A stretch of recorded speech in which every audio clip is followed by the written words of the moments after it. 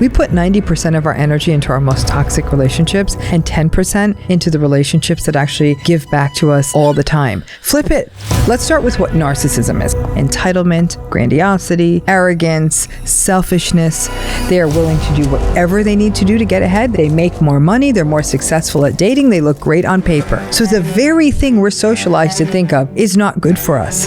That's tricky. What's happening during love bombing is it's a period that feels like perfect attunement. A person gets you. This can feel like it is healing a childhood wound. That's how powerful it is. When you ask for time and they say no, that's beyond a red flag. The challenge is we don't always know what's going to set a person off, and all hell breaks loose. Somebody invalidating you and subjugating you, that's abuse. The very gift we have of empathy and compassion actually gets weaponized. There's anxiety, there's sadness, there's self-blame. You just sort of cut off from you because you're not allowed to have those things and have this relationship function. How possible is it really to stay in that dynamic and to have that narcissistic person to heal and to change? Oh, I'll tell you why.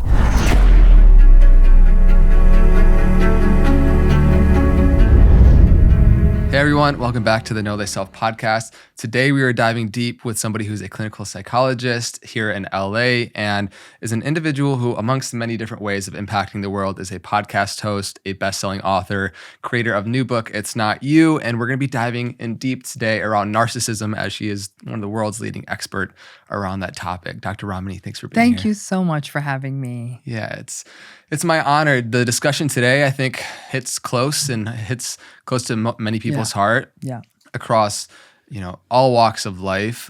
Also in society right now, I feel like culturally we're living in a very narcissistic time. Yes, we are. And so I would love for you just to share it, open up so we're all using the same terminology and understanding of language, the distinction between NPD versus narcissism, and we can go from there. Yeah, I think that's the biggest confusion of all, because a lot of people hear the word narcissism and they assume this is a person with a diagnosed personality disorder, and it doesn't. So if I were to say a person they seem a little depressed, it wouldn't mean they have major depressive disorder, right? There's a series of steps to actually have a diagnostic kind of name for something. So let's start with what narcissism is, because that's sort of what's foundational. Narcissism is a personality style, which means it's pervasive, it's stable, it's traits, it's patterns, it's behaviors. And in the case of narcissism, it's comprised of lack of empathy or variable empathy, entitlement, grandiosity, arrogance, admiration, the need for admiration and validation seeking, selfishness, superficiality, shallowness of emotion, a need for control. Behaviorally, they show up as manipulative. There's a lot of gaslighting. They're often prone to betrayal. There's a lot of lying, devaluation, minimization, and people who are in these relationships it can really do a number on them. So that's all that stuff I described, though, is the personality style and how it shows up. That's narcissism. When does it become narcissistic personality disorder? When someone with that personality style actually shows up in a licensed mental health professional's office and spends enough time in that office for that licensed mental health professional to say, "Ooh, this is a pattern. It's cutting across all areas of this life. It's causing them problems. They know it's causing them problems." And that only then will you get the sort of diagnosis. So my point is, there's a lot of folks out in the world who are narcissistic and may have narcissistic personality disorder or NPD, but we don't know because they've never been seen by a clinician. Does that make sense? Yep. And a lot of folks who show up to clinicians' offices and are narcissistic don't get the diagnosis because it's a tricky diagnosis. There's a lot of stigma. A lot of folks don't want to document it. So it's sort of this, in a way, there's some people out there who have narcissistic personality disorder. Frankly, their narcissism is not even as severe as people out there who have severe narcissism and have just simply never been in a therapist's office. So I think some people automatically assume that because someone has NPD per se, it's more severe. Not at all. The only difference is they were seen by a clinician. So if narcissism then, because we'll mainly focus on that, most people, whether it's been a past, relationship, romantically, friendship, a parental figure, have experienced and maybe internally as well, because I want to focus on how we can observe the parts within us that are narcissistic and how it's on a continuum and on a spectrum. How do you kind of delineate how widespread narcissism really is, and kind of we can dive into the characteristics and more how it shows up so people can readily perceive and spot it? Well, I'm glad you brought up that issue of it being on a spectrum. So it's not black or white. It is on a continuum. At the mildest levels of narcissism, you're talking about a personality style that feels more probably annoying to other people around it. It's sort of vapid, superficial, look at me, aren't I great, selfish, a lack of depth, and almost emotionally stunted. Harmful? Maybe not harmful. I don't know that you'd want to be in a long-term committed relationship or raise kids with that person or have been raised by them. But I think that it's more of an emotional immaturity and a selfishness and sort of a not being fully formed. At the far end of that spectrum, at the severe end of narcissism, we're seeing more of a malignant narcissism that can be coercive, manipulative, exploitative, isolating, and really harm people. And most people, the narcissistic folks they encounter, are in the middle. In fact, that's what the book is really about, because at those two extremes, it's such different experiences.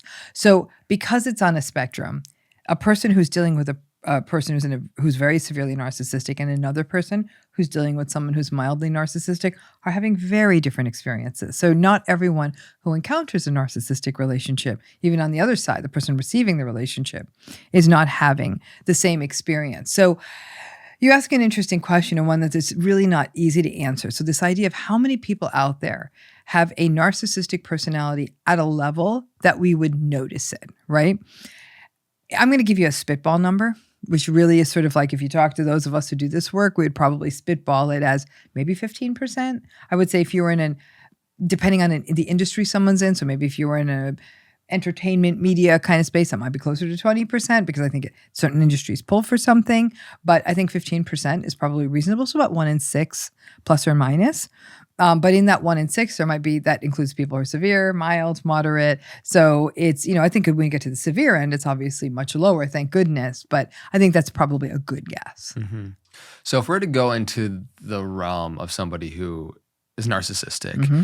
How much of it would you say is nature versus nurture? How much of it is born versus made? Mm-hmm. And I just want to go into the experience of why somebody develops narcissism as a personality trait, as a coping mechanism. Personality, for all of us, regardless of the personality, is sort of a social developmental phenomenon. It shapes on the basis of the child, the infant, then the toddler, then the child's interactions with the world. We're all born with a temperament. Okay, we're all born with a temperament. It's almost like our personality we bring into the world, and obviously there's a genetic element to that.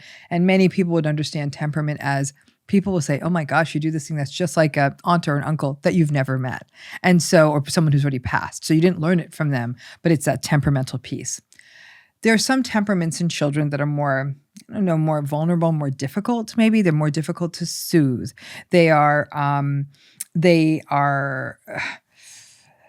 don't calm down easily. They are more, as they get older, they're more attention seeking. They might even be more externalizing. So they often put more of a demand on caregivers, on the adults in their environment.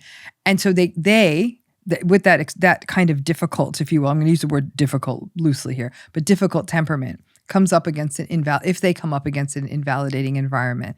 And an invalidating environment in childhood can be any form of adversity, neglect, trauma, emotional invalidation, emotional abuse, all other forms of abuse. That temperament comes up against that invalidation. You can see that would be one pathway to developing narcissism. But keep in mind that the vast majority of people who have that combo do not become narcissistic, right? So we're still multi-determined. We're still talking about the path that most don't take, but it tracks. The other pathway is one we could call more of overindulgence. It's the parent who tells their child, you're more special than everyone else. You are more important than everyone else. Comparatively. So you shouldn't have to wait in the line. You should get all the things you want. Pretty much the other kids be damned kind of thing. All kids are special, but all kids are special. You're no more special than them or them, right? So that's not what we're talking. We're talking about you are more special than them. And in that, you can imagine in an environment like that, that's going to cultivate an entitlement. It's going to cultivate often these are children not taught to regulate, that they can have what they want. They're often soothed using external items like material, things like that, but not taught to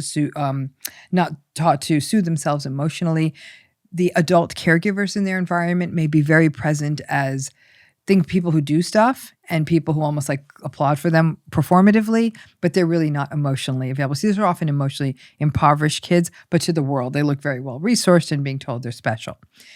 That's another pathway to narcissism. But again, not everyone who has that pathway becomes narcissistic. So it's either more of an adversity pathway or it's more of sort of this overindulgence pathway.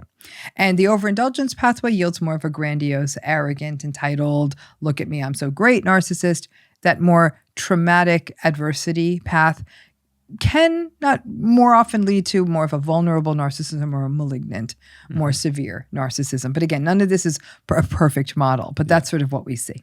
So as we dive deeper into the why of why, it's showing up within somebody's personality, can we keep laying down the different types of narcissism, right? Yeah. So because most people are familiar with the kind of grandiose, overt, but I would love to just lay them all out there. So the vulnerable narcissism is also sometimes called covert narcissism. Vulnerable narcissism is probably the more preferred sort of clinical term, but I think they're used interchangeably.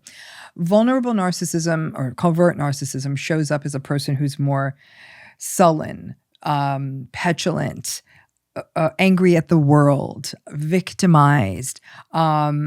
They feel life has been uniquely unfair to them. We'll often see a lot of failure to launch. They'll have big plans, but they'll never take one step towards activating them and then being angry at the world that their big plan didn't happen. But yet they don't take responsibility for doing anything towards it. They can be very passive aggressive instead of more overtly or actively aggressive like we'll see in other forms of narcissism, though they can be that too. Malignant narcissism, as I said, is more severe, more of a focus on, again, the manipulation and everything tends to be more severe. It's more coercive, it's more menacing, it's more fear-inducing. It looks more of like what we call the dark tetrad, where psychopathy, narcissism, Machiavellianism, or exploitativeness, and sadism all kind of come together. So this is obviously a more dangerous form of narcissism. Then there's communal narcissism. When we get to the more severe ends of communal narcissism, we're talking about cult leaders. These are people who get their validation from being perceived as doing good in the world, but they're doing good in the world to get validation, right? It's not coming from an inherent sense of service or goodness or even empathy. And the communal narcissism can result in sort of this two-faced kind of presentation where to the world, they come off as a savior, but behind closed doors, they're behaving badly. They might be either literally behaving abusively, they're being cruel to family members, close associates, people who work with them. And so I was literally just reading an interview in the newspaper about someone like this who was portrayed as a family man and such a great guy. And the people in his life were saying, no, this is actually a really bad guy. And so that kind of dichotomy is something you'll see in communal narcissism. When malignant and communal narcissism come together, that's where we see cult leaders. Self-righteous narcissism, these are people who are very morally rigid, judgmental, they view themselves as hyper-ethical, and they sort of lord over other people at how much more better they live their lives. They are healthier. It's not as simple as they do these things and they're content doing them. They use them as a tool, almost like a hammer. I'm better than you because. And because of that rigidity, they will often not help people in need, viewing them as, well, you made this mess, this is your problem, even when they have some responsibility to that person and have the capacity to help them. These are people who are very rigidly oriented to schedules. Their environments have to be held in a very specific way. They expect their children to follow these very rigid, developmentally unrealistic rules. They expect the children to be neat and tidy and just sort of only be seen and not heard. It's sort of that model.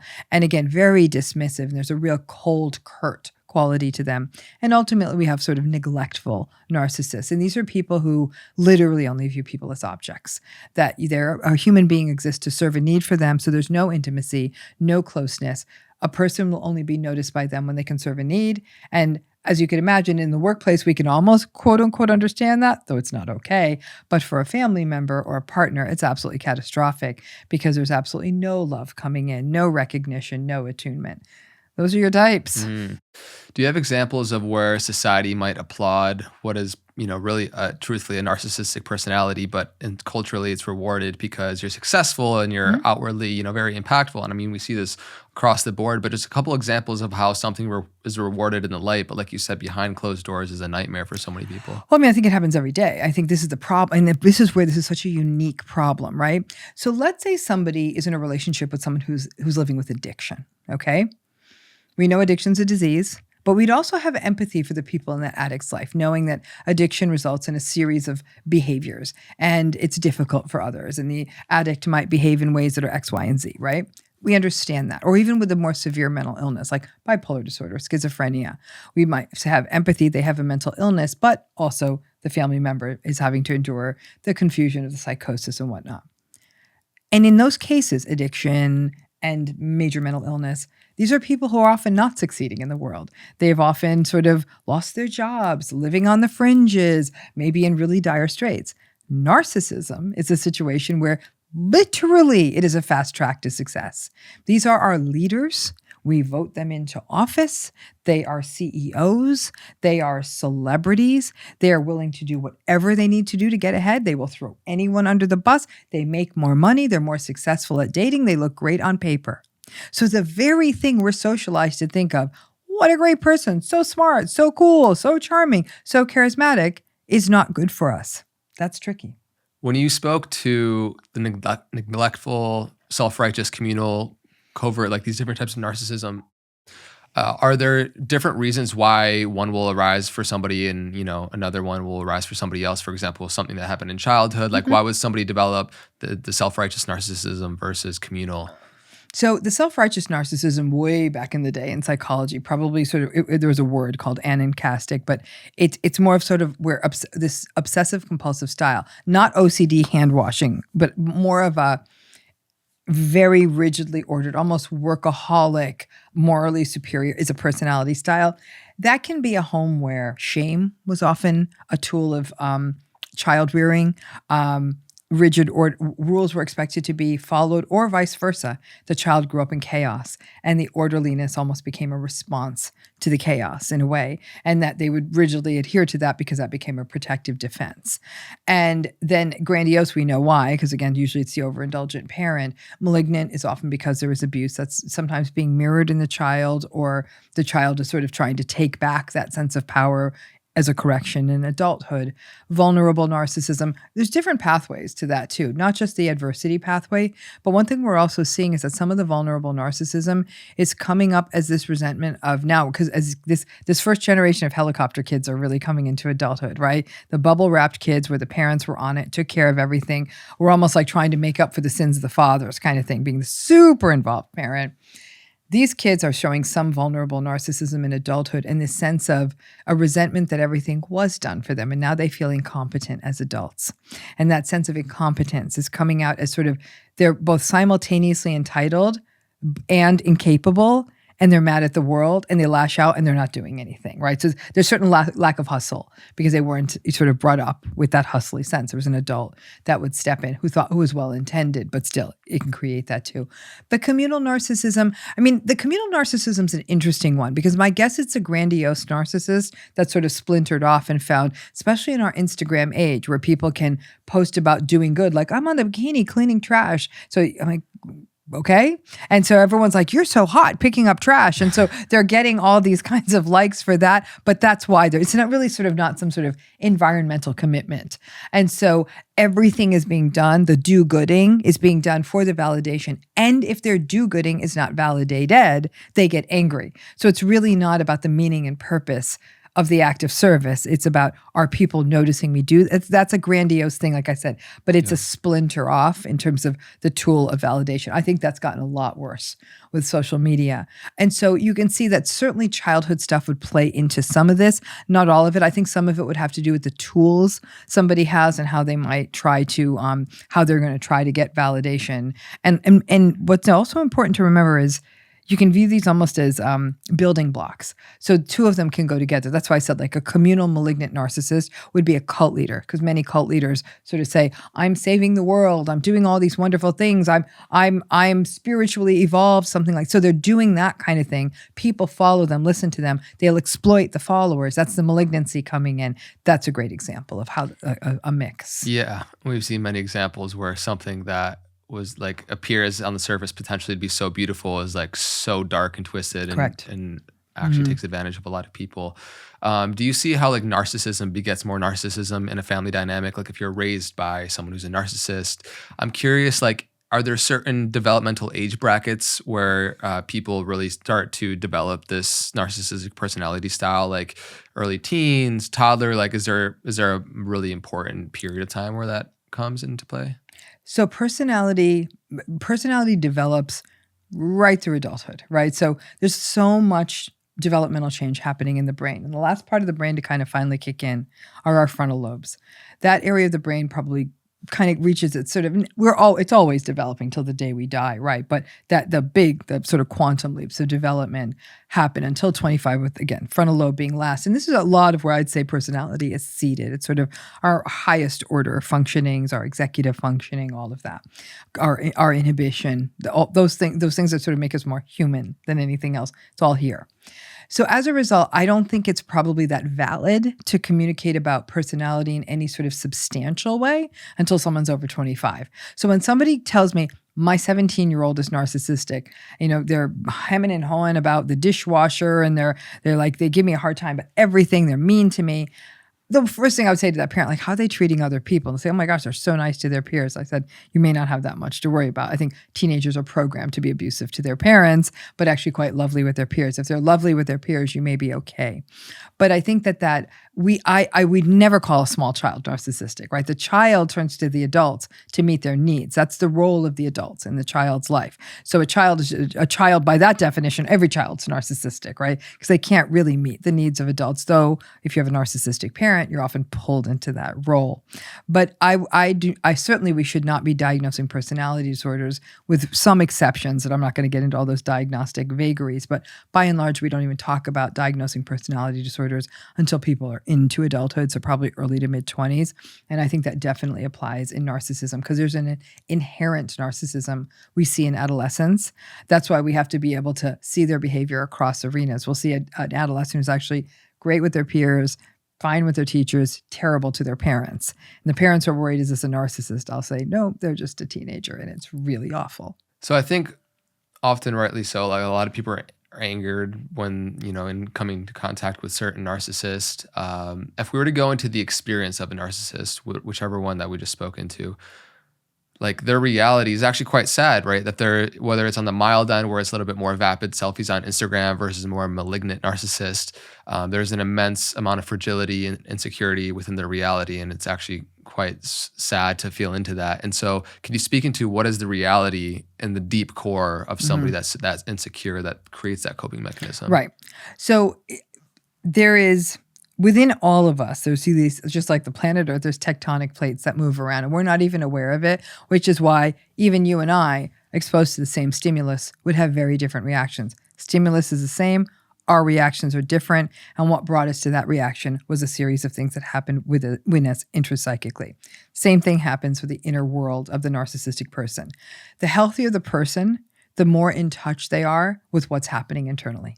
Right. So that's plumbing the depths. That's the soul work of therapy, where you're like, okay, I see where this is coming from. We're never always going to be perfect, but we might give ourselves grace or make amends very quickly. Say, I was out of line. I'm so sorry. I know where that came from, but that's not your problem. I was not okay, kind of thing. Right. That's what a healthy person does. For a narcissistic person, they're really not in touch with what's happening, sort of, again, intrapsychically at that deep, deep level. But what is happening is that the internal core for the narcissistic person is quite damaged. The ego is very fragile, and one would even argue malformed. There's a tremendous core of shame in the narcissistic person. So defenses like entitlement, grandiosity, perfectionism, the need to be seen as perfect and great and almost a fantasy object is what keeps, almost to view it as like trying to cap a volcano. Right? All of that stuff keeps that lava down, but you can't keep the lava down. Every so often, someone's going to even give a little bit of feedback like, hey, we wanted to give you some feedback on this. Tiny, but that's enough to wedge that cap off that lava and it starts flowing. But instead of that being a self-reflective moment for the narcissistic person who's not in touch with that damaged inner core, because it would be too devastating for them, they lash out at the person who dared moved the cap off the capped off volcano, and the volcano comes out at the other person. The challenge is we don't always know what's going to set a person off, right? I've had people say to me, we were having the most wonderful time, and all I said was, I don't think this is the parking structure for this theater. I think it's the next one over. Are you telling me I can't drive? Rah! And you're like, oh my gosh, it's raining and I didn't want us to walk in the rain. And the person was not commenting on their driving at all. They're reading the sign because they're the passenger, right? And all hell breaks loose. It could be the kind of thing like, oh, I'm so happy you're wearing that sweater again. I love that blue with your eyes.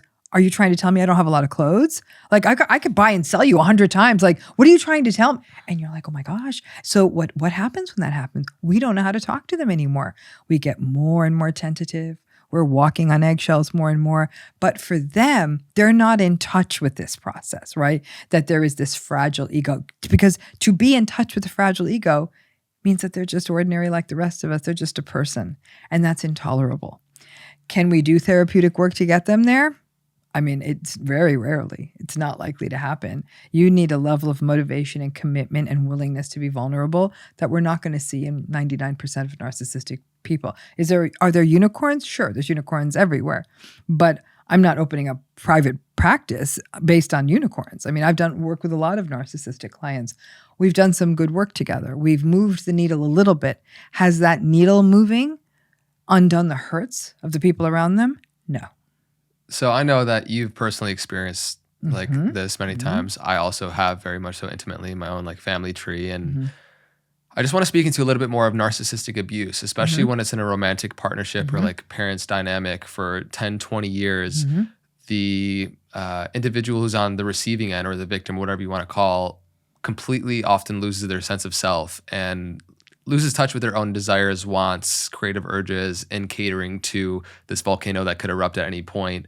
And I just want to, from your experience working with so many individuals for decades around this, just dive into a little bit more of what is narcissistic abuse, how it kind of manifests, and then the process of what somebody does when they start to gain awareness of, I'm in relationship with a narcissist, or somebody, somebody so close to me is narcissistic. So narcissistic abuse are the behaviors and the tactics that the narcissistic person engages in any relationship. And these are a laundry list, including manipulation, minimization, invalidation, gaslighting, rage, reactivity, entitled rage. I'm more special than you. It's domination patterns like shifting blame, not taking responsibility. This is not my fault. It's your fault. They don't ever take accountability. There is a lot of betrayal. There's a lot of lying. There is a lot of neglect. They will shame people for expressing their needs. Basically, they expect the other person to be in service to them. So that's what the narcissistic abuse looks like. The fallout of narcissistic abuse is what happens to the other person in the relationship, who by and large ends up ruminating about what's happening, regretting what they said or even that they ever got into this relationship. There's anxiety, there's sadness, there's self-blame, self-doubt. There can be over time a lot of dissociation, not separate personalities, but a sort of cutting off oneself from one's needs, one's wants. You just sort of cut off from you because you're not allowed to have those things and have this relationship function. There can be a lot of second guessing oneself, a lot of sense of isolation, loneliness. Maybe I'm reading this wrong. Other people like this person. This person is so successful. It's got to be me. That's why the book's called It's Not You. And so you brought up the idea of what does it look like in parents and what does it look like in intimate relationships. There's commonalities, but also differences, right? So the commonalities in both cases, the narcissistic person sort of usurps the identity of the other person because it's like a one-way highway that only the narcissistic person gets to have their needs met. But if the other person expresses their needs, the narcissistic person will shame them, call them selfish, call them greedy, call them needy, right? And yet the narcissistic person's needs get to be met. Now, you can see how problematic this would be for a child because a child learns very early on that there's almost a role reversal. They are to meet the needs of the parent, the emotional needs of the parent, the public needs of the parent, like make me look good, basically, and everything will be fine. Well, the child has one need and one need only when they're a child, and that's attachment. Attachment is safety. Attachment is security. So the child's not going to roll up and say, you narcissistic fool, I'm not meeting your needs. They're going to say, I better meet this person's needs. And the kid might be recruited into any kind of role from housekeeper to shrink, to keep your mouth shut, to keep the house clean, to don't cause any trouble. Some kids rebel under those circumstances, but a lot of kids learn the family rules so they can stay attached, right? And then if the child did express a need, the parent would say, how dare you? I do so much for you. How could you do this? And the child's like, oh my gosh, how could I have done that? So over time, it's an indoctrination. And the child learns to squelch their needs, squelch their wants, and really believe that a relationship is a place where you only give of yourself and expect nothing back. And if you did ask for something, you're going to be shamed and shut down. So that's the dynamic. The parent guilts and shames the child all the time. The child internalizes that dynamic, which obviously is a setup for adulthood. But even if you didn't grow up like that and you run into a narcissistic person in adulthood, that kind of dynamic can start in adulthood, because a lot of people say, I'm in love with this person. There's a lot of stuff I like about them. I'm attracted to them. They're charming. They're charismatic. They're cool. We're having a good time, whatever it may be. And then after that initial idealization and seduction period we call love bombing happens, a slow descent into devaluation starts to happen. And then your needs do get shamed. And it happens so subtly that at first you're thinking, maybe I did overstretch, or maybe it is me, because healthy empathic people question themselves. That's the nature of empathy, is like, maybe I do need to examine this. So the very gift we have of empathy and compassion actually gets weaponized like a boomerang, and it comes right back at our heads. And so that ends up happening. And so these relationships end up in this really unfortunate reversal. And the greater the stakes in the relationship, whatever they may be, maybe people are married, maybe they have kids, maybe there's a financial reason, cultural reason, religious reason.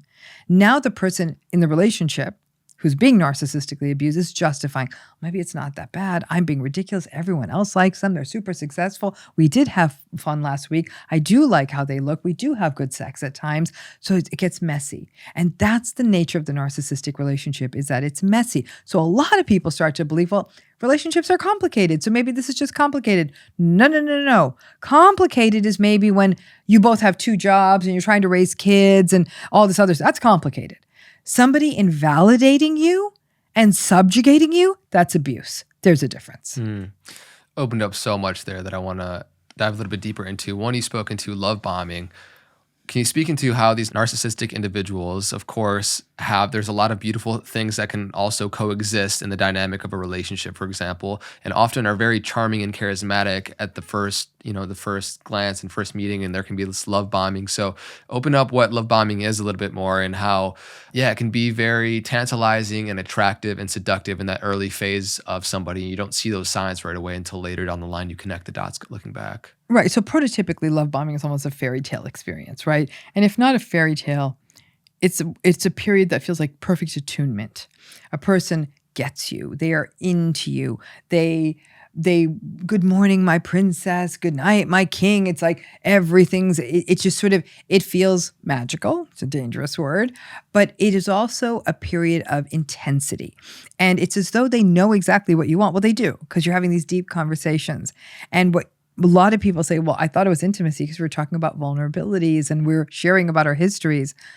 Well, on your side, it was vulnerability. On their side, they were grabbing up a lot of data. Data that down the road will be used against you, but initially might be them recognizing that this is your favorite kind of food, so it shows up on your desk at lunchtime. You really, and for a lot of people who didn't feel that their parents were attuned to them that way, this can feel like it is healing a childhood wound. That's how powerful it is, okay? It's like a hole. It's a hole, and they fill it perfectly. So you think, well, this must be love, right? Yeah. But love bombing often happens intensely. Love bombing often happens quickly.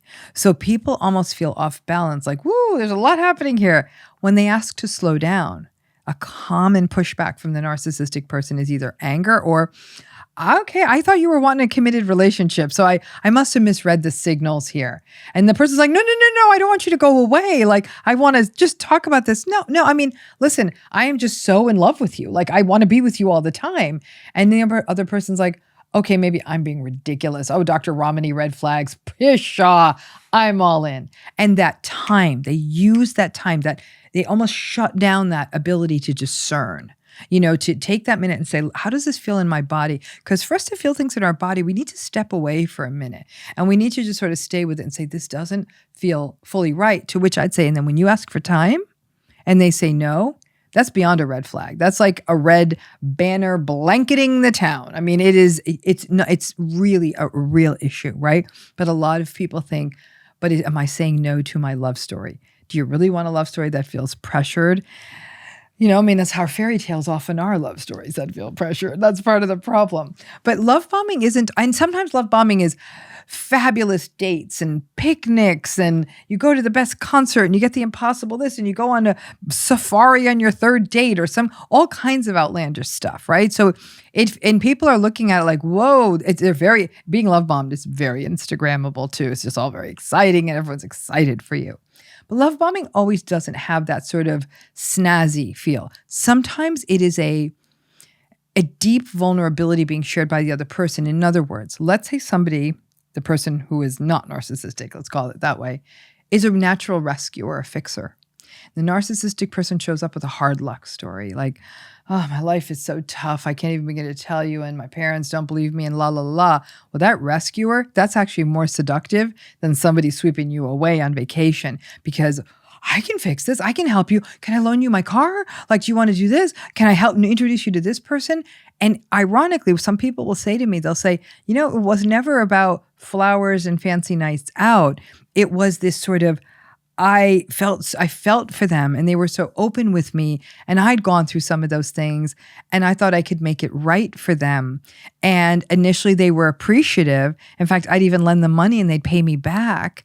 So, and then it would go further, and all of a sudden the money's not getting paid back, and you're getting sucked into this system. You see that more with vulnerable narcissism and communal narcissism. People will often bring people into communities. That's, occult indoctrination is a form of love bombing, right? Come in, you're a beautiful spirit that's totally misunderstood. Come in here, we see you. We see your wounds. For a person who's hurt, that's the most seductive thing you could ever hear. So the different forms will do this differently. For a malignant narcissist, interestingly, the way they love bomb might be through control, which for a person who's never felt cared for, that jealousy might actually feel like somebody loves me so much that they don't want someone else to have me. They bought me a cell phone. Can you imagine?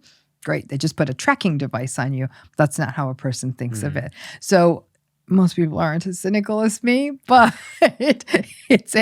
there's many tactics here. But what's happening during love bombing is it's indoctrination. You're thrown off your game. You stop listening to your body. You feel like you're in something special, tailor-made for you. It is where the roots of that trauma-bonded tree those seeds are starting to take root. You're not even aware of it.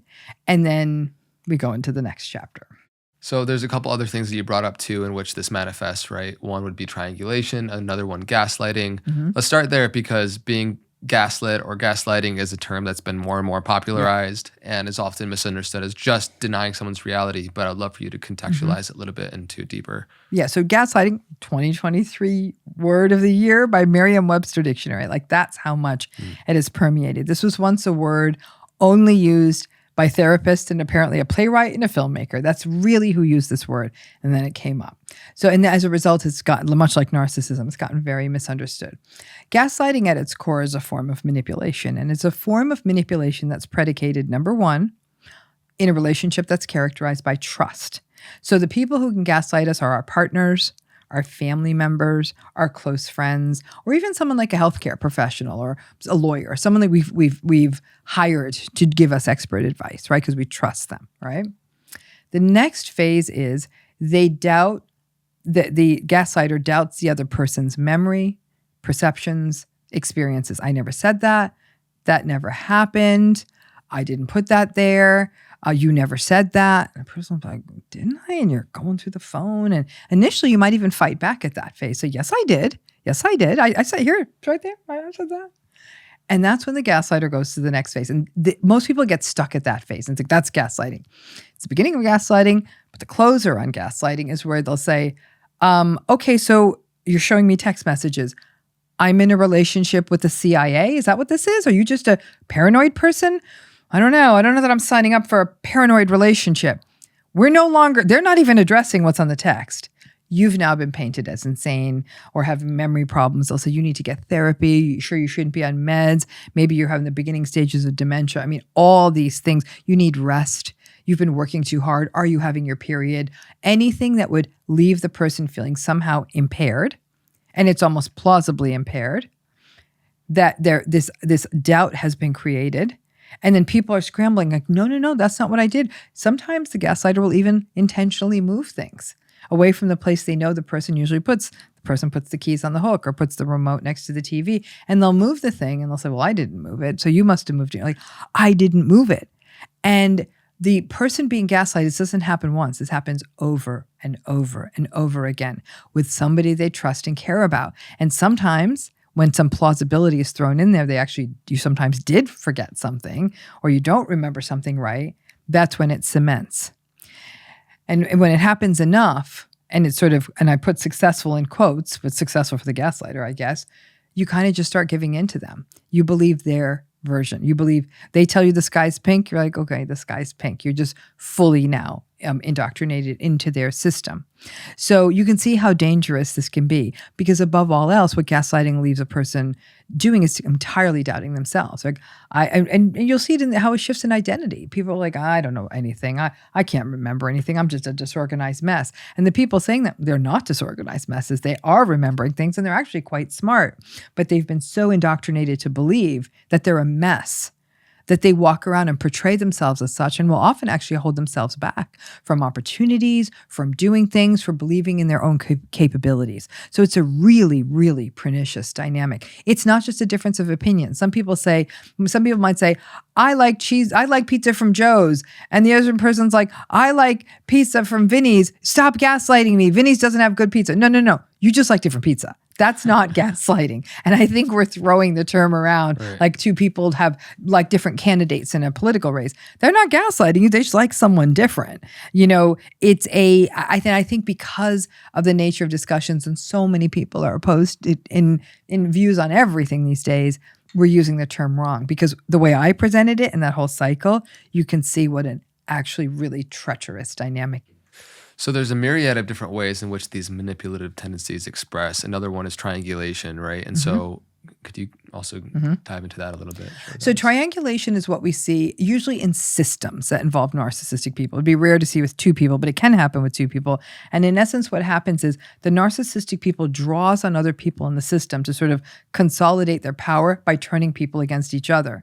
In a family system, it'd be like, your sister said that you've been spending a lot of money. You've been taking advantage of her financially. And you're like, she said what? So what do? You call your sister? You're like, yo, you know what?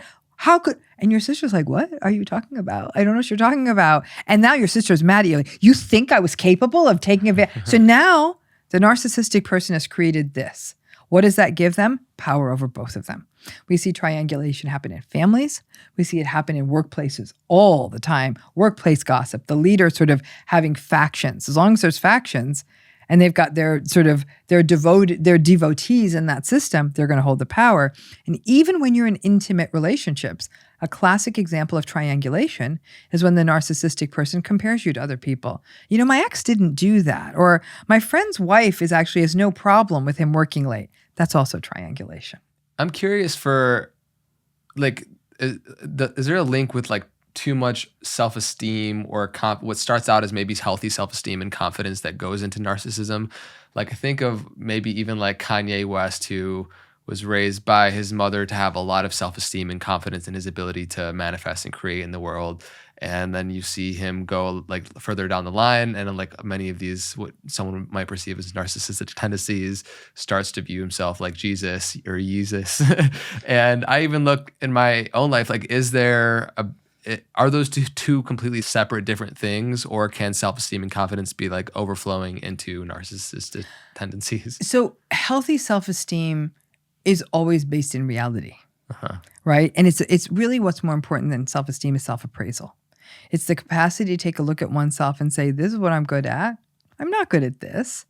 That's that. So we know what we're good at. We also know what we're not good at, right? Self-esteem is sort of I think we got over-focused on self-esteem, which is, I'm great. To which my comment is, are you? Like, show me your greatness. You're good, but you're not very good at that part of it. Oh, well, don't tell me that. Like, my kid has self-esteem. So when people have healthy self-esteem, they're not only aware of themselves, they're aware of their strengths, they're aware of their weaknesses, they're aware of any realistic limitations. But healthy self-esteem, where it meets healthy self-appraisal, you're also aware of others, right? And you're not delusional. Nobody's great at everything. So different people are great at different things, right? Nobody's a living deity. So that's delusional, right? And so I have to say, you bring up an interesting point. Like, when is it too much, right? Well, when it's not informed by reality. Now, here's where it gets really, really funky. And this is, I think about this all the time because we're in such an interesting era of innovation. And the innovation we've experienced, I'm old enough to know that the fact that I have a computer in my pocket it exceeds any childhood daydream I could have had. It's science fiction. If you told my 8-year-old self I would have had the entire encyclopedia in my pocket and could watch TV, and I would have said, that's so silly. Because it was we did not even think it. And it happened in all of our lifetimes, right? So that I could video chat with some of them. My mom could video chat to family members in India. It's absolutely unreal. The people who had to bring that stuff to life had to believe in the unreal, right? So these innovators, in some ways, their grandiosity kind of being off the chain has brought things into the world that have changed the world for better or for worse, and probably a little bit of better and worse, right? But they have. And so then we have this question of, well, if we stymied narcissism, would we not be stymieing innovation? And the answer to that is you're damn right we would. And so it's never going to go away. I'd say, heaven bless the innovators, just don't get married to them. That's really going to be, and I hope they're not your parent. But these things, so those people probably didn't have those kinds of walls on their sort of what is possible. But I do think that we made this mistake in the last 25 to 30 years of parenting. Let's build up everyone's self-esteem. We weren't doing anyone any favors because everyone's sort of gobsmacked the first time they hit a barrier when they're not good at something. And I was a college professor for 22 years. And I worked with some students who had a lot of self-esteem and they couldn't construct a decent sentence. But my last professor told me I can write. I'm like, well, you can't. I'm telling you that right now. It's absolutely, you cannot write. So here's your C. And they'd go make a complaint because they're great. And I felt sad for them because they would stumble through and at some point they would hit the wall. They would not be able to pass the exam for their profession or whatever they need to do, but they were told they were great. So I actually think that's a terrible thing to do to someone. And I do think it can go, I think it can go awry. So this idea though of healthy self-appraisal, healthy self-esteem, narcissism is actually about distorted self-esteem. It's about, I know I'm great at everything. I know everything. I'm better than everyone. People say that's lots of self-esteem. I'm like, no, that's distorted because it's not real. It's not realistic. It's almost delusional. So I think it's just to view it through the distorted lens rather than having lots of it. Mm. Is there a distinction culturally? Like I know within Middle Eastern, Asian households, I feel like there's the father and the family dynamic is like I just know, especially in Middle Eastern in my culture, like overseas in Jordan, a lot of times like the father in the family is very narcissistic, and it's like everyone caters to them. So I'm just curious for individuals that culturally have been raised in kind of an immigrant family or culturally different, how you see that play out differently. It does play out differently. So as you imagine, I do a lot of work not only in the Middle East but also in South Asia, and when we see cultural organization that's very much around patriarchy, hierarchy, and authoritarianism within the family, you're all but for certain going to see narcissistic family systems of high control, high rigidity, a sort of blameless, non-responsibility taking person, usually father or whatever patriarchal figure at the head of it, and everyone else having to endure that and not being attuned to, not being seen. And really, it's in essence the entire system caters to that person, right? It's one way and one way only. And it does harm to people in it. I mean, I think for the longest time, it was always couched in duty and obligation, sometimes even in sacred duty and obligation, and that would become a tool of control. But what it was doing was it was subjugating the kids in those environments so they were not able to express themselves. Even when we think, for example, of, forget, it would be career, it could even be sort of sexual identity, gender orientation, all those things, that you could not be anything but what we tell you to. You're going to marry who we tell you to marry. You're going to do for a living what we tell you to do. And so there was no room for individuation. Well, if you sap a person's individuation, you kill their soul. And so we get into this really interesting, complicated conversation about collectivism versus individualism, right? I was raised in a very traditional South Asian Indian home, very traditional. And some of that tradition obviously breaks away as we get more acculturated, but certainly the expectations were clear. And it was, a rebellion of the highest order for me to go and do what I did in my life. And it didn't come without cost. But the cost mostly was I did a bad thing going and being my own self. It was not a good thing. It was a bad thing. So I had to sit with that moral injury for a long time that I did bad going and being myself. So my inherent self-identification became of selfish rather than strong. 25 years of therapy later, I've made some progress.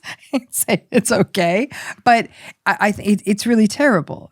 I can understand anthropologically, sociologically, I understand all the whys, but it's very, very harmful because you've lost so much human potential. I think of all the creativity and all the things we've lost from people who are told, you're going to study STEM, you're going to become a doctor, you're going to become a lawyer, you're going to live near us, you're going to do the family business, and that there's no other pathway, and that the child was an ingrate for wanting to do otherwise creates a tremendous well of shame and self-devaluation that people can carry as a wound for much of their lives. Yeah, it's sad. I've seen it so often in my culture, my friends, my family. It's like you're an engineer, you're a doctor, you're a lawyer, or you're a failure. Or you're a failure. And those are your options. Yeah. Which path would you take? You're Right. like, sure, sign me up for failure. It seems like there's a lot more interesting things that'll happen. But we do often hear like, collectivist culture is great. And I'll say, because I worked in the multicultural research sphere for many years. There's no such thing as this is great, that's great. These harms of narcissism, the lack of empathy, the subjugation of the other, that can happen in an individualist culture and it can happen in a collectivist culture. Yep. Neither is protective. And in fact, one could argue in collectivist cultures, the narcissistic abuser is often surrounded by the sort of the family coming together, that sense of loyalty, family loyalty. We don't speak about ourselves outside of here. So those being harmed in those systems have far less recourse than you might actually find in an individualistic system. Yeah, I have so much compassion for all the individuals that have been cut off from their own creative impulses and urge and artistic desires to express themselves and, find their own individuation, and had been cut off from their, soul and feeling so much shame around that, so much compassion. I want to go into the romantic partnership side of things. For people that have been on the other end of narcissistic abuse for years, decades, have lost that sense of self and are now awakening to how that's been the reality and want to make a change. It can be very complicated, like you said, when there's financial ties, when there's kids in the picture, when there's so many different things. Where does one begin when they start to awaken to this, to one day having a vision of finding themselves again, discovering their own voice and freeing themselves from so much abuse? It's a very complicated series of steps. I can imagine. Healing, and that's the majority of what It's Not You is about. The hard first step is recognizing what it is, right? So for years, people walked around, they're confused. They're bumping against the wall. It's got to be me. This is my fault. Let me try this. Let me be nicer. Let me do what they want me to do for a living. Let me major in what they want me to major in college. Let me lose weight. Let me gain weight. Let me grow my hair out. Let me keep the house cleaner. Whatever it is, let me win this. Let me not ask them any questions. Let me never criticize them. Let me be what they want, right? And it still doesn't work. They still have their moments and more than their moments. And it is a person wondering why, despite me doing everything they want, they're still not kind to me. And so it's the willingness to see, number one, it's a pattern, okay, that it's consistent. Those are two big things. With that awakening and all these other things, that there is a lack of empathy. You are being chronically dismissed. And then also the next step is that stuff's not okay. That stuff's never okay in a relationship. I don't care how stressful their day was. I don't care how frustrating their job is. I don't care what their childhood was like. It's their responsibility to do what they need to do to set themselves straight. Another human being is never meant to be a pacifier or a punching bag. If they're able to go through the world and operate as a living, sentient human being in the world, then they need to take responsibility for themselves. This all is sort of creating a head of steam towards something called radical acceptance. And radical acceptance is understanding what these patterns are, how they affect us, but above all else, and this is the tough part, they're not going to change. They're not. And that's where people say the eyes get wide in my office and they're the gasp like, whoa, wait, this is how it's always going to be. I said, it always has been. So tell me where you're going with the odds on this one changing. Yeah. And often there's that sunk cost fallacy of so much of their staying in it has been predicated on the idea they will change. They will change. It's sunk cost fallacy, but it goes deeper. I think sunk cost fallacy is the cognitive version of it. There's something deeply felt because it's attachment. It's love. It's old patterns playing out again. It's a plausible sense that this is my fault, that I could have been better. But there's also that sense of panic that's created by something called the trauma bond. Getting to radical acceptance means understanding that this isn't just about how you think about this, but it is a feeling. And the trauma bond is a relationship, sort of a dysfunctional relationship structure created in a relationship where there's hot and cold, back and forth, up and down, good and bad. Just when you think it's terrible, just when you're like, okay, I'm done, something good happens. Because as long as the narcissistic person has supply, they had a good day, whatever that good day meant to them, they're going to come home in a good mood, right? And if they come home 3 days in a good mood, all of a sudden we interestingly sort of forgetting that bad stuff, right? A phenomenon that Jennifer Fried has, she calls it something called betrayal blindness, but we forget the bad things because that doesn't fit all these good things. And these good things feel good and it means we don't have to disrupt the status quo. But trauma bonding can mean that a person makes so many justifications, not even just in their mind, but almost physiologically, they believe them, that the idea of leaving the relationship fills a person with a sense of panic. They feel like leaving this feels like cutting off my own arm, not to mention the practical stuff, minor children, financial issues, housing, culture, religion, stigma. I mean, all that stuff matters too. So when you throw that into the recipe too, it's very, very difficult sometimes for people to even think about leaving, and sometimes they simply cannot. But with the radical acceptance and truly understanding, it not only will it never change, they will never see your point of view. That's a hard one for people. Like, you mean they're never going to get what they did to me? I'm like, probably not. No, maybe sometimes people get a deathbed confession, but are you really going to sit around and put your life on ice for that? Probably not. So there is that. Once you take that away, and I always say my work is building a scaffold around a person, because then I'm going to take out the central pillar of the building. And then I need the structure to stand, which is the person. And so once that happens, once a person really gets to radical acceptance, the next thing that happens is a tidal wave of grief. The grief of everything, the grief of never really having a childhood where you felt safe, the grief of losing what you thought was your love story, the grief of not having the family you had made last, the grief of lost opportunity, the grief of a worldview, the grief of a loss of innocence. So many losses pile up. And a person says, that means a loss of status quo. It's a loss of the ground underneath you. The grief goes, and like all grief, human beings are built like this. We grieve and then we heal. Every living thing on the planet heals. Trees grow back branches, starfish grow back arms, and human beings heal internally too. And so after the grief really then becomes a sense of you start doing the work of individuation. Who am I? What am I about? That's often gotten lost. And for people with narcissistic parents, they never figured that out in the first place.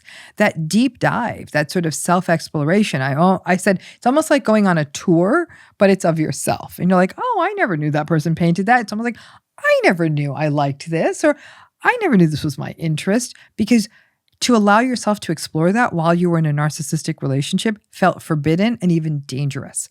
So it becomes that process of who am I? What am I about? It becomes building up healthy voices. We put 90% of our energy into our most toxic relationships and 10% into the relationships that actually give back to us in absolute gifts all the time. Why? Because the toxic people are always asking stuff of us. And that 10%, those glorious people, they don't ask for anything. Flip it. Give the 90% to the good people. The returns are going to be so high. And the toxic people, give them some supply and call it a day. That's all they want from you anyhow. They're going to be mad at you either way. So you might as well put less time in that and then put it in other places. So build up those social supports, build up your inner world, give yourself permission to do that. Recognize that the grief comes up time and time again. But also, I know that not everyone can leave. So can healing happen if you stay in one of these relationships? It can. It's slower. It's different, but it happens. And people will say, listen, I couldn't leave my marriage, but I allowed myself to explore meaning and purpose more often, whether through their spiritual lives, whether through activities and volunteering, going back to school, reading a book, whatever it was. Build joy and awe into your life. I mean, there's these things we can do. I think the problem is we were always trying to integrate the narcissistic person into that structure. Once you sort of take them out and give yourself permission to do that, again, the grief comes up. But then you start to realize like, okay, and some people say, well, is it really that bad? I said, go check it out again. Let me know how that works out. I call it going into the tiger's cage. And they're like, oh, it was really bad when I went back in there. I said, I thought it would be, but you almost needed the reminder. Yeah. And then they're like, okay, I'm not doing that anymore. And I said, and even if you do, it's okay.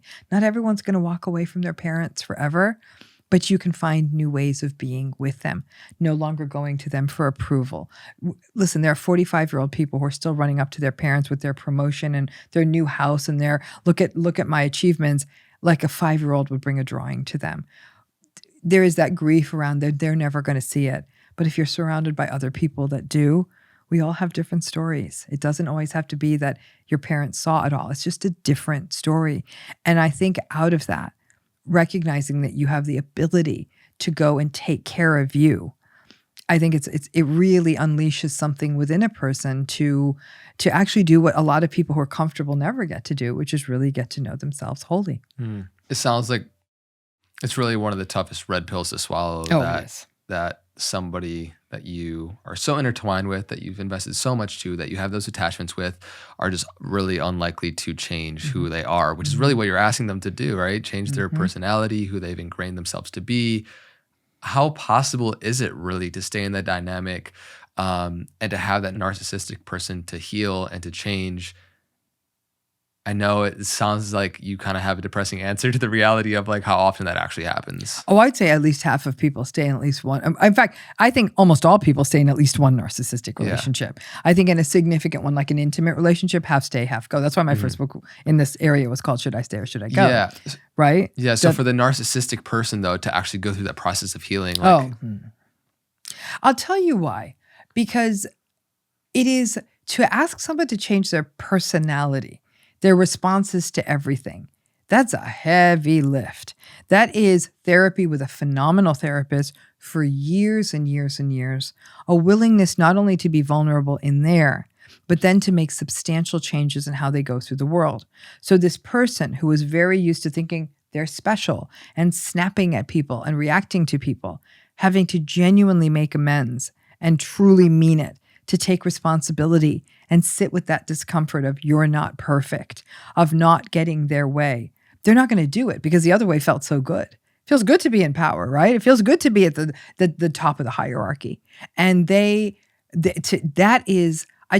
who they are. I mean, I am a very introverted person. I'm never going to be the life of the party. I've wanted to be the life of the party, but it's sort of an epic fail every time I do it. I'm like, okay, I'm just going to be comfortable where I am in the corner. Someone's going to come talk to me, but I'm never going to not be an introvert. It's who I am for inborn reasons, other reasons, and I don't want to change. I don't want to be an extrovert. I don't want to spend time with other people. But you have that flexibility. But I can, then that health. Yeah. Mental health is flexibility. Mental health means I do go to the party and I do talk to people and I come home and I sleep about 10 hours because I'm so tired afterwards. But mental health means we step up. But it is also the awareness of other, the capacity of engaging in empathy, intimacy, self-awareness. That's the core of health. And that's absent from a person who's narcissistic. An introverted person has all that, right? So that personality style doesn't take that away, right? A person might say, oh, I'm going to skip your party, but can we have dinner together, just you and me tomorrow night? You're not dissing the friend. You're saying, this is just not going to be my favored way to do this. I'd love to see you though. And is that okay? And the friend's like, no, it's my birthday. I want you to be there. So I will be there then. This is important to you and I will be there for you. And you're not sullen. You go and you have a good time, right? That's the flexibility, even if it's exhausting. The narcissistic person, to build that flexibility in what's been a rigid muscle for a lifetime, when they've had that power, it's very, very, very, very rare because it's a lifetime of work. They literally have to commit to this every minute of every day. They'd have to be less disinhibited. They'd have to hold their temper, be less reactive, take the point of view of the other person, hear the other person empathically, not be contemptuous of them. This is an overhaul, the likes of which is it's everything. It's too much. Your new book, It's Not You. The title is It's Not You. And I want to speak into the part of us that potentially, is playing the part in the dynamic where it is us, right? Because of course, if we've lost our voice and our sense of self, and we've spoken into so much of the relationship dynamic with the narcissist, I just would love for you to speak into the self-responsibility and accountability we can come when we realize that we've been conditioned to believe that we're worthy of staying in the dynamic. Mm-hmm. And so the part of us that is, because I think that gives us more energy to actually do something about it when we realize that we are the ones keeping ourselves in the dynamic and in the situation too. I'm going to push back on Please, that. Yeah. Right? I'm going to push back on that because I think that while the trauma wounds and the trauma bonding is a part of ourselves per se, it is an often very unprocessed, misunderstood because it's held against so somatically, so physically. Uh-huh. And that and also that if a person doesn't understand what the narcissistic dynamic is, they're not playing by the same rules. It's like one of you is playing chess and one of you is playing checkers, and you think both of you are playing checkers. Yeah. And so you're not playing the same game, as it were. And so I think that it is the point about radical acceptance is if a person says, I can't leave this. I don't have enough money to get my own housing. I signed a prenup, so I will not be able to survive. We have minor children, and I don't trust the kids to be with this person half the time. What if I do this, my family will want nothing to do with me. Real reasons that a person says, those are my reasons, so I'm sadly not going to be able to exit this the way I want. I can't. The stakes are too high. However, I also understand the absolute limits of this person, and that my interactions with this person are always going to be harmful, negative, and unpleasant. Every so often they may show up pleasant. That's what's to be expected. They have a very realistic look at what they're dealing with, okay? But it's almost like having train tracks out your window that unpredictably, this really loud train goes by for hours at a time. And you're like, oh, here comes the train. And that noise is sort of unsettling and plates fall off the floor, fall off the walls. And, it's not nice, but it doesn't happen all the time. And you can't afford to move. And you're like, okay, I'm just going to have to find something. I'm going to soothe my nervous system. I'm going to breathe. I'm going to meditate. I'm going to ground myself. I'm going to read something that's meaningful. I'm going to do something that's meaningful. I am going to do things to care for myself. While I'm with this stressful stimulus, I'm going to get help. I'm going to get support. I'm going to get therapy. I'm going to get to the other side. And above all else, I'm not going to personalize this, right? That's what some people are doing. So they are in the dynamic, but they can be open-eyed in the dynamic, right? That this is what I'm dealing with. And in the healthiest version of this is the person who says, this person's horrible. There's no version of this I like, but this is why I'm in it. And this is why I'm staying in it right now. And perhaps, some people file for divorce at pretty much the stroke of midnight. They've pulled together the papers. When the day of business day starts the next day, their kid's now 18, they file for divorce. No custody battle. And so there'll be other battles, but they'll say, at least I don't have to ever worry about someone saying, my kid has to be away from me. This child will have a choice to go and spend time where they want. And so, or they're autonomous. So people are making complicated choices, really complicated choices. So I think, and because a lot of people don't understand what this is about, they don't understand what they're staying in.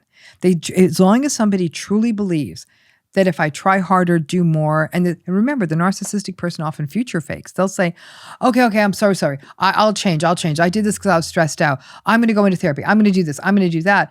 Give me 6 months. And in 6 months, I'll get the promotion. So you wait another 6 months. right? On good faith because you love the person. And then 6 months passes, nothing happens. You're angry at yourself because I'm the fool. I'm like, no, you're not the fool.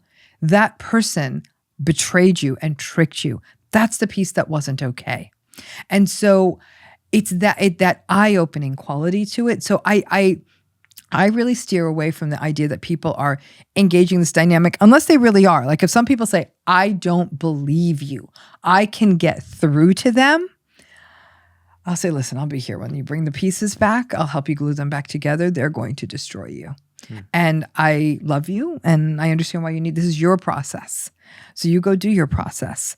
But I need you to at least say, please ground first. Please get yourself into a better sympathetic nervous system place because someone's going to come for you, right? It's almost like you're going into a place where there's wild animals everywhere. Like you got to be ready. I need you at least ready. And when this all happens, let's figure out some kind of ritual you can engage in to soothe yourself. And they'll often look at me like, is it really going to be that bad? And then they'll often text me like, it was really that bad. I'm like, okay, well, and you know what I say? Not that I'm so great and I'm so smart, but I will say how could I said this with certainty unless I knew this was a pattern? I'm not a mind reader. I'm not a psychic. This is a pattern, right? Just like I can say, guess where the sun's going to rise this morning? Can you believe it? The east. I'm so confident. How did you know that? It's the same thing. So that's where I'm very, very, very leery of telling people this is a you thing. And there's a lot of enablers around the narcissistic person. And there's a lot of enablers who don't want the status quo disrupted. So they'll often play on that self-blame, self-doubt of the survivor going through this saying, are you sure you know what you're doing? Or, I don't know, dating at 55, there's not a lot of options out there. So people, and it's not that bad. And I know he yells at you sometimes, but you have a really nice house. So those folks can make this hard too. So I don't think it's a pas de deux. I don't think it's a dance of two. I think it's controlling and manipulative and malevolent. And once a person knows everything and they still put themselves in it, I'll even say to them, again, your process. I'm not going to say you're a fool. This is someone you love. You want it to be right. So I understand why you keep going back in, but you're going to get hurt every time. And that's the piece I'm trying to get people ready for. I love that perspective. And what do you think is the most effective way to support a friend or somebody that is so painful to see them continually feed into this pattern? How do you actually support them? And what have you seen the most effective way to actually support somebody in this dynamic? Believe them. So when they say something that many survivors go through, when let's say they think, I think my partner might be narcissistic, they'll often be shamed. Like, how do you know that? Or everyone's talking about that on TikTok. And that's why you're saying that. The better answer would be, what's going on? That sounds hard. Like what's making you think that? Most people are not going to say that. For some people on TikTok, oh, my boyfriend cheated on me. He's narcissistic. I don't know if he's narcissistic. He cheated on you. We know that, but I don't know the rest of it. So don't doubt them. Like be present with them. If they're not figuring it out themselves, but you see that they're caught in this self-blame cycle, which is what more often happens when you're a supporter of someone, check in with them and don't say, yo, I think your husband's narcissistic, but instead say, you doing okay? And the person will say, of course, because they're in so much dissociated denial, say, I'm fine. I'm totally fine. Everything's fine. And say, okay, I just wanted to check in. Like, I noticed the interaction the two of you had, and the way he talked to you didn't feel okay. I just wanted to make sure you're okay. So you are making a comment on that behavior. You are checking in with your friend. Odds are 9 out of 10, your friend's going to defend it. Oh no, it wasn't that big a deal. But you saying like, I saw that and that didn't feel okay, you've planted a tiny seed. Someone saw this. And that person at some level within them, that cognitive dissonance, that tension, they're like, okay, yeah, this isn't okay. And that happens a few more times because what a lot of people never hear is that what's happening in that relationship is not okay. More often than that, we hear relationships are hard. And so when sometimes people simply get that, are you okay? I'm checking in. I saw that. I've noticed that you haven't been coming around as much. What's going on? Well, he doesn't want to come. I'm like, and then instead of saying, well, come without him, that person may not be able to do it and say, well, let's figure out a time you and I could do something together. Find the way, because they're trying to tell you in a million small ways. But if a person tells you like, this is what's happening, Be that listening ear. One thing that can be hard when you're supporting someone going through this, there's a lot of rumination. So the person wants to talk about it again and again and again and again, and that can burn a friend out. It helps when you can do it, but there might be the point where maybe you help them find someone a therapist who's trained to listen to this again and again. But sometimes they just need to keep saying it again and again. And as a friend, it's not your job to fix it. I think we often want to solve problems for people. The greatest thing we can do is simply be present with them, let them talk it out, hear it out, but don't try to fix it and say, or give them feedback. Say, they might try something against you, like, am I crazy in thinking that? 9 times out of 10, your friend's not crazy. Say, no, that was wrong.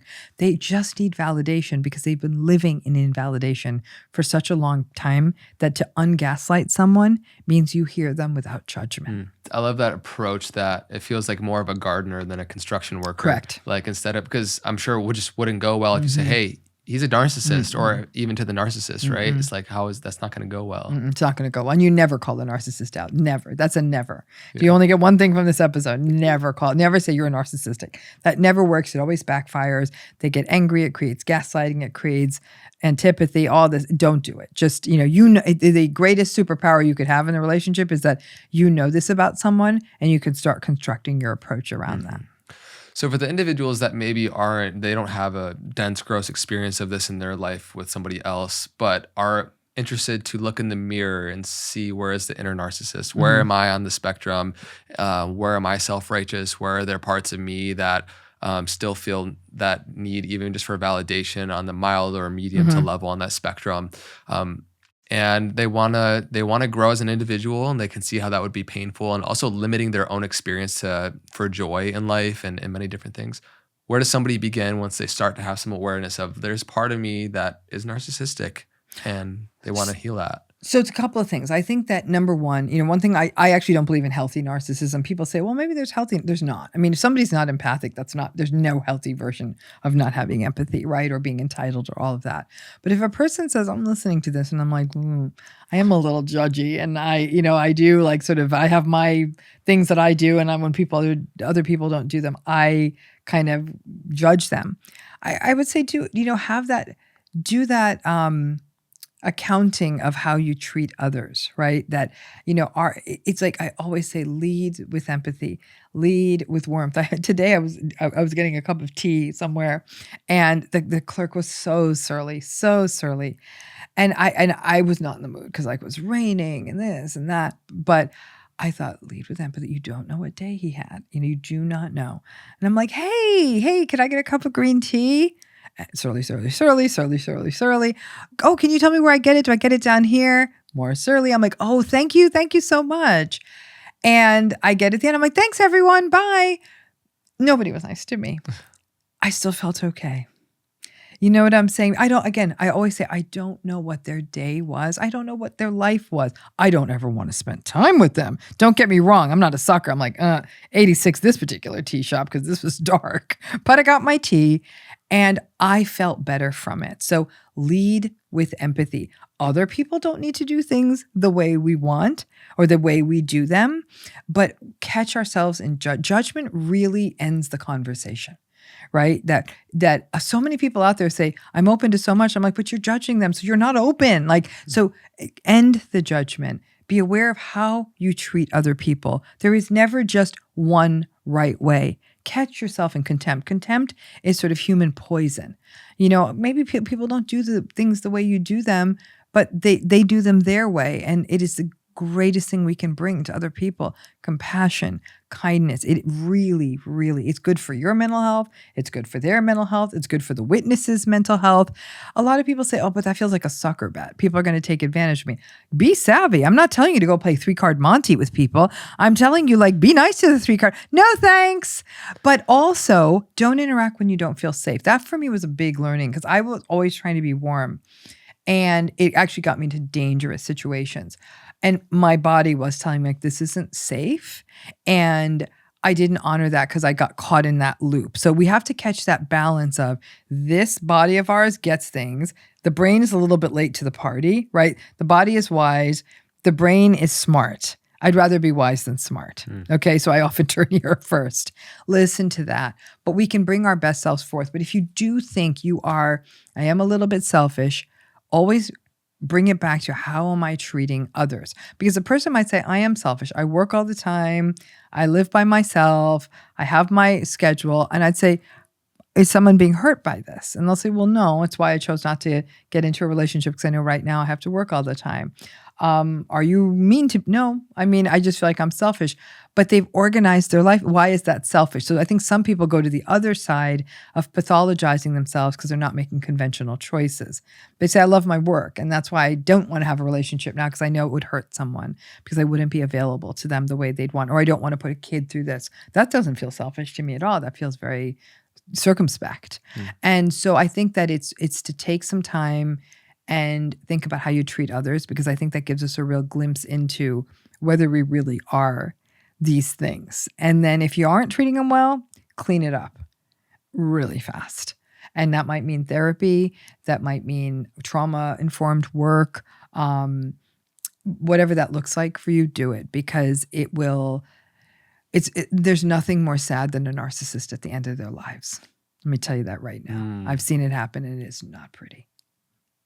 Can you just share a little bit more about that? Like, I could just imagine the perception of so much regret and like of a wasted life if they come to the awakening of it. Otherwise, it's like they stay in the unconsciousness of it. They don't come to the awareness of it. They remain angry at the world, but they are lonely. People don't want to help them. People grudgingly show up. They are, if you're lucky, they'll grudgingly show up. Some people have just abandoned it altogether. You lost social connection to the world. I mean, we are not very sympathetic to older adults in our world. And if a narcissistic older adult who's now burned every bridge with the family, I mean, maybe they haven't. In some cases, I think very well-resourced narcissistic folks are able to keep family on a financial leash. And so they might have people around, but nobody wants to be around. They're kind of counting down the clock on you, which is not a good feeling. But there's also, it's very hard for narcissistic people to grow old. You lose vitality, you lose attractiveness, you lose power. They lose all the things in the world that were keeping the cap on the volcano. All of that goes away. So there's an anger. I am no longer that person. I no longer walk down the street and everybody looks at me. I'm no longer the head of the company. It's tough for them. And what they're not able to do is pivot into meaningful activities like, oh, now I have the time to volunteer. Now I have the time to give back. Now I have the time to slow down. They're not going out in the world. They may not be getting validation the same way. It's hard for them. And when things get hard for narcissists, what do? They lash out at other people. So they lash out at anyone and everyone, and they get lonelier and lonelier and lonelier. Yeah. Like a Scrooge. It's like a Scrooge thing, but it's an angry, begrudging kind of Scrooge. I mean, in some cases, I think that they realize nobody's listening anymore. Yeah. Then they kind of just turn into themselves. But it's not what later life could be. When you think of, it could actually be a very beautiful, wise, collective, collaborative, loving time, but they feel almost betrayed by time. Narcissistic people, and that's why people are like, we can live to be 260 years old. I'm like, no, I actually don't think we can, but I think it's almost narcissistic to think we can outwit life. Yeah, that's a whole another rabbit hole, maybe for another time. Just quickly, I'm curious, when you look at spiritual communities, I see this a lot in West LA kind of spiritual bubble communities where the identity of being spiritual, you essentially wear the spiritual clothes, you say the spiritual things. It's building on this identity structure, and it actually can really build into this neo-spiritual narcissistic way of expressing, and is anything but spiritual, which is like actually being connected and having empathy and a lot of those things. So anything you want to say in terms of what you see there? And There's a lot of it. There's a lot of narcissism in those communities. And I say this as a South Asian woman. I take umbrage at how yoga has been, sort of twisted about. It's very much part of Hindu spiritual practice in some ways. But I thought my mom was going to have a heart attack when she said, people are doing yoga to get a better butt. And because she's very devout. Right. And I said, yeah, Mom. The day really, I remember that day so well. And it just, you think of another spiritual practice. And if anyone else was doing that with any other religion, people would think it was blasphemy. But I think that there is that issue of spiritual bypassing. Yeah. Right? That you don't have to do the work, that You positive your way out of it. Where we see more of the abuses in the spiritual community is when people come in with whatever they're going through. The spiritual teacher says, do it this way. The person does it and says, it's not happening for me. I'm not feeling better. I'm not whatever. It's almost like a critique of the system. And the spiritual teacher says it's because you're not doing it good enough. You're not trying it hard enough. That's a great example of a very common narcissistic invalidation we see in that space, that the spiritual teacher is so embedded in like, I have to be right, narcissistic, that they would actually blame and shame and even gaslight someone who is continuing to struggle because they may be going through a very real mental health crisis. They may be going through a narcissistic relationship, any of that. So that's one thing that concerns me. I also think the other thing that concerns me is that everything can be answered here. So there's a grandiosity that we can solve all problems and it'll be quick and we'll do this fast, but you just have to come and join us. And so I think that there's this, and if you don't, that's because you don't want to get better. And I think, again, that's more gaslighting, more shaming, more blaming. And, and there's cultic movements that can come up, which obviously do all that indoctrination sort of piece. So I tell people, I said, if you ever feel shamed by any spiritual community, get the hell out of it right away, because that's telling you that's either leading into the culty or this person, this so-called teacher, guru, advisor, whatever the hell they are harmful. Because that would be like a therapist saying, well, you're a terrible client, go. And we sometimes let clients go because they're abusing the therapeutic frame. They're screaming, they're yelling, they're behaving dangerously, they don't show up, they don't pay. But and if a person keeps using, we'll say, okay, the predication and being in this rehab center is that you don't use drugs. But this idea that a person's coming in and they're trying to meditate away a major mental illness or something like that, it's not working. They're saying, well, it's because you're not doing it. Pay more, do more. That's a very risky kind of a space. And I think that the idea of there's also the potential for isolation in spiritual communities. Spend more time with us, spend more time doing it. Oh, you're so conventional and dull, the family and all that kind of middle America nonsense. That's you're never going to grow. You're stuck in sort of this kind of contemptuous dismissiveness of what a person's life may be. And that if you don't spend more time with us, which is a very isolating dynamic, which is classically narcissistic as well. So those are some of the things I've seen come up in some of those communities. And I also think that there's sometimes some talk about relationships in a very ephemeral way, soulmates, and if this is truly your soulmate or your fated love, it's going to be difficult, and you're just going to have to keep pushing through because fated divine love, and people are sometimes even being coached to stay in traumatizing relationships, and I have a problem with that, and I've seen many people say, I was told this was my soulmate, so I had to keep fighting for it, or that if you find this, that relationships are difficult, and so there was that piece too. So I think it's when shaming comes into those spaces that I've seen the most harms. Mm-hmm. Yeah, totally resonate with that. After everything we've talked about today, as we start to head towards closing here, is there anything that I haven't asked you that you feel like would add extra context to this whole discussion in terms of how someone can deal with the realization of being in dynamics with a narcissistic individual? Anything else that you feel like is important to add into this whole mix? I really want to reiterate that so much of what's written about narcissism is about narcissism. It tends not to be about the other person in the relationship. And I really want to reiterate that healing is very possible. It's not easy. It is not easy, but it's very, very possible. And it is, and I think the other thing is that people will say, I was struck that upon healing from a narcissistic relationship, that it wasn't just that I distanced from the narcissistic relationship, but I lost some other people in my life too. And that I was actually keeping people in my life who were also invalidating me as part of our relationship together. It became so normalized for me. So then I started noticing that mistreatment was actually cutting across more than a few relationships. I was in a job where I was being undervalued or underpaid. I had a friend who was continually asking me to be her shrink, but when I'd call her, she wouldn't even take my calls, or she had no interest in me. Like those dynamics, it's almost like a spotlight, the radical acceptance spotlight comes in, and you do the treacherous work of maybe dismantling, distancing from, disengaging from primary narcissistic relationships.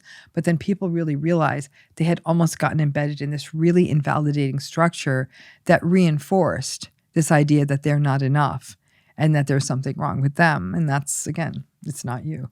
Beautiful. Last question that comes to mind is, have you felt into your own personal impact in doing this work? I could just imagine the ripple effect that comes from discussions and all the work that you're doing.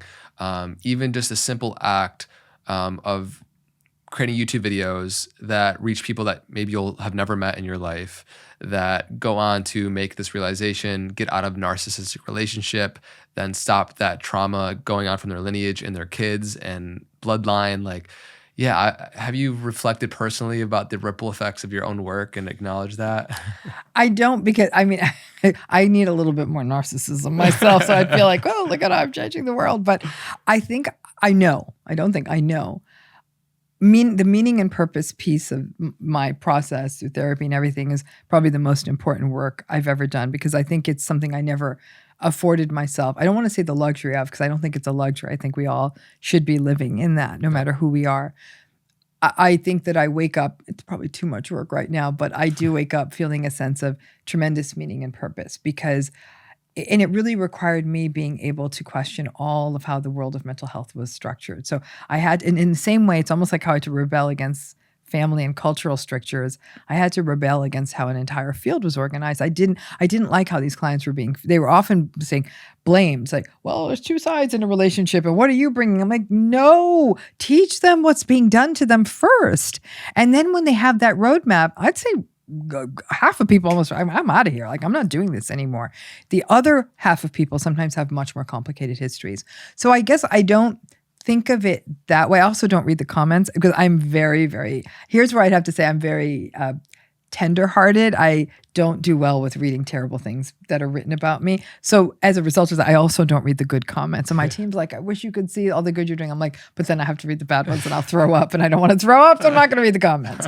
And so they'll summarize them for me, and the questions and all of that. So I know it's making a difference. And in fact, what I really love about what I've had the opportunity to do is create a training course for therapists. It's a 36-hour course so people can get trained to do this work with clients. That's been such a privilege, because then I know I've left behind something that people will be able to, that we'll have therapists that can be responsive to these clients who've often traditionally been hurt sometimes in therapy. So I'm really grateful for that. But I guess I think I find the work meaningful. I often think of it dharmically. And dharmically, I mean that it's the process of the doing, regardless of the outcome, that if you can bring your sort of divine self to whatever it is, even if it's washing a dish, then you've fulfilled your dharmic duty. So I think I view the work as dharma. Yeah. And so I think that helps organize it for me sort of spiritually. Yeah. And then I get up and do my dharma, and that's what I'm supposed to do. And then I go to bed, and it's okay. That's beautiful. I love the Taoist maxim that says the master does nothing yet leaves nothing undone. And it's that way of living in your dharma, where it's just the natural, effortless fragrance of your being, of the work that you're doing, and you feel so called, and it builds that cycle of reciprocity. But I mean, yeah, I just wanted to reflect that I personally have seen, and I know how massive that ripple effect is in the world. And like I spoke to earlier, I've very intimately been in the dynamic and understanding of this. And I know how painful it can be for individuals and how much grief there is, but also the light at the end of the tunnel when you come to that healing. And that challenge can, in many ways, be like the crack in the heart where the light comes in, and then you realize your gifts, and you're uniquely able to support people because of that challenging experience in your life. And yeah, any last words there about how these challenges really can activate many things in us that become a service to the world? Oh, I mean, again, it's Rumi, right? The wound is where the light enters you, right? Exactly what you were saying is that I have to say that we're given such a cookie cutter instructions for how to live our lives. When we think about what humanistic thought has always been, is that there's really no such thing as mental illness. There are conditions of worth. And we're told that only by doing what other people expect of us can we get our interpersonal needs met, but that's what holds us back. And that if we could lift those conditions and allow people to actualize and be their whole selves, we would not be living in the messy world we're living in right now. I can tell you that right now. So I do have to say that for when people go through this, and I truly believe I'm an existentialist and humanistic person at heart, that we can do meaning making through suffering, and all human beings have that capacity, and it is that freedom to choose how can I view this. Some people will say this 30 years in this narcissistic relationship was a hellscape, and I have children I love.